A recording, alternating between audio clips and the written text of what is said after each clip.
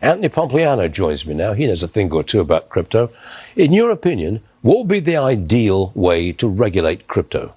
Well, I think there's two different things. The SEC's got to get clear rules in place. Obviously, Bitcoin is through the regulatory threshold. I think it's very well accepted. It's not a security, and investors are going to continue to buy that asset and hold that asset. But there's a whole nother plethora of assets that exist in the market, and people want to know, are these securities? Are they not? How should they be treated? The second thing is not only regulation, which this crypto task force is focused on, but also what can Donald Trump do to further push this forward? More than 50% of his net worth is now in the crypto market. And so obviously he's paying attention to this. But I think there's three things. They can repeal SAB 121, which would allow banks to hold these assets and make it more safe for people. The second thing is that we can establish a Bitcoin strategic reserve and have the United States government now buying Bitcoin in the market. And then the third thing is we should change the tax treatment of these assets. Right now, if you buy goods or services with Bitcoin, even though it's a currency, you still pay capital gains tax. And so removing those three things, I think, would really be a tailwind for the industry as well. Are you a fan of the strategic Bitcoin reserve? Because the government starts buying and up goes the price, right? Well, I think that obviously the price will go up. But the more important thing is that the U.S. government currently holds a lot of gold. So do many central banks around the world. And Bitcoin is pristine collateral. It is gold with wings. And so the United States government buying Bitcoin is not only a really big deal for the United States today, but actually the future health of the United States, having an asset like this in its reserves.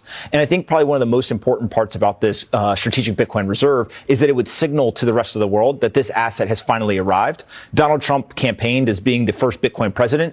And I do think that he is going to establish that strategic Bitcoin reserve. But the Trump coin has annoyed a lot of people in crypto because he's competing with established crypto. They don't like it.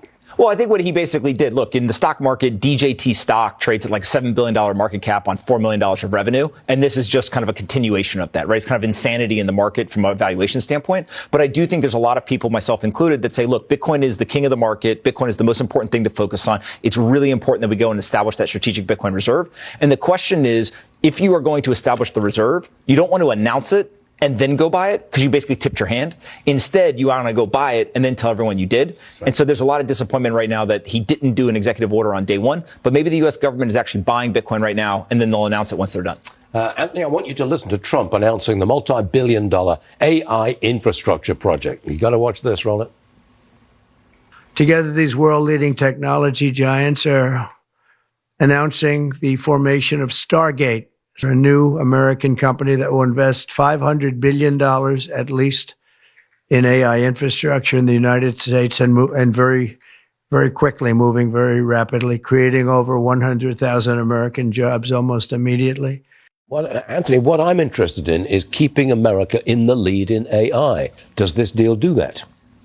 America is the major leagues of capital markets. Everyone in the world wants to come here and play. And so there are many countries around the world that want to be the leader, but the U.S. is the leader. If you go to San Francisco, if you go to Silicon Valley and you look at what's being built there, we have the best companies. We have many of the best technologies. What I think is really important is that there's been a lot of investors who have been saying, hey, what is the regulatory treatment going to be? What is the government? Are they going to try to use regulatory capture to prevent upstarts and kind of challengers? Or are you going to let capitalism play? Are you going to let the free market reign? And I think what Donald Trump is basically saying here is, hey, I am going to deregulate. I'm going to allow the entrepreneurs to build companies. I'm going to let investors bring their capital here. And we're about 48 hours into his presidency. And I think there's been $3 trillion of capital investment already announced. A lot. And so anytime that you have Massa, Larry Ellison, Sam Altman, and many others saying, hey, we are going to go all in on this, it's something to pay attention to. All right, let's change the subject. Anthony, thanks for joining us.